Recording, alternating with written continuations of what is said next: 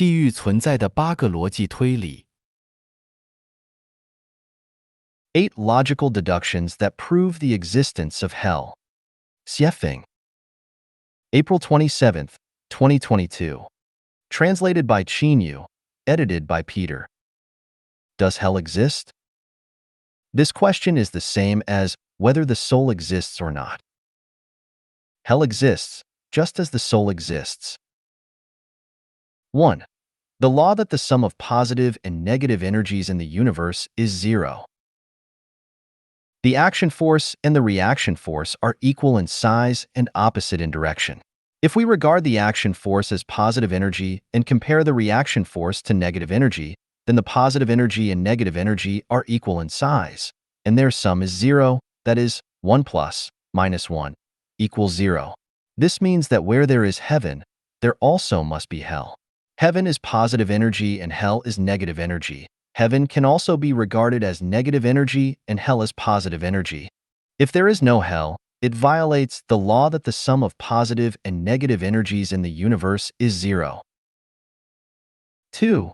Schematic representation of the three-dimensional coordinate system. Mathematics is the language of the universe.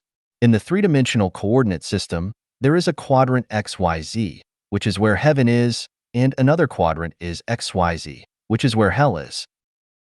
2. The principle of Taiji. The principle of Taiji tells us that everything has an opposite side, a virtual interface, with the interface as the center. If one side is up, the other side must be down. If one side is left, the other side must be right. If one side is light, the other side must be darkness. If one side is heaven, the other side must be hell. 4. The principle of balance of yin and yang. Yin and yang are the way of heaven and earth, the order of all things, the parents of change, the origin of life and death, and the palace of gods. Aren't they not connected? Yin and yang must be balanced. There is a material world, and there is a non-material world. Since heaven is yang, there must be a yin as its symmetrical balance, and this yin is hell. 5. The law of debt balance. There is a simple legal principle, that is, a murderer must repay with his life just like a borrower with money. If this simple legal principle does not hold, then there can be no justice. How should a person be punished for committing many acts of evil? How should a person be punished if he owes countless debts and fails to pay them back? If there is no punishment, where is the justice? If there is no justice, why are some people born into rich families and others into poor families? If there is no hell, how are evildoers and defaulters punished? 6. Enlightenment from phenomena in reality. What kind of situation did the girl in chains live in Feng County, Shuzhou? Don't you admit that she is living in hell? Under the same sunshine, why are people's living conditions so different? What kind of feeling did Wu Zishu experience when he passed Jiaoguan and all his hair turned white overnight? Isn't that what it's like to be in hell? This phenomenon in reality proves the existence of hell. 7.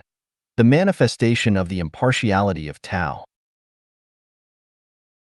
Both the Bible and the Tao Te Ching talk about the Tao, and the Buddhist scriptures talk about the Dharma. So what are the Tao and the Dharma?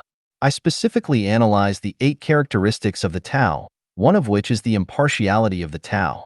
The impartiality of the Tao tells us that those who are perfect will live in heaven, and those who are flawed will live in hell. Those who walk the way of the greatest creator will live in heaven, and those who walk the way of the devil will live in hell. This is the reward and punishment mechanism of the Tao. Without heaven, a perfect person cannot be rewarded accordingly. Without hell, a flawed person cannot be punished accordingly. Without reward and punishment, there can be no fairness. 8. The law of ecological balance. When observing nature, we see that there are all kinds of strange animals, various plants, ever-changing microorganisms, sunlight, soil, water, mountains, and rivers.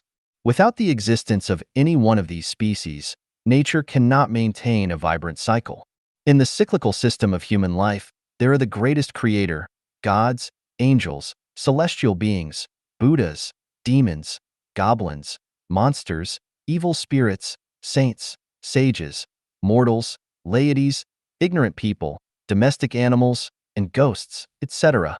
I'd like to ask, where do ghosts live? In hell, of course. Through the above 8 logical reasonings, it can be concluded that hell exists.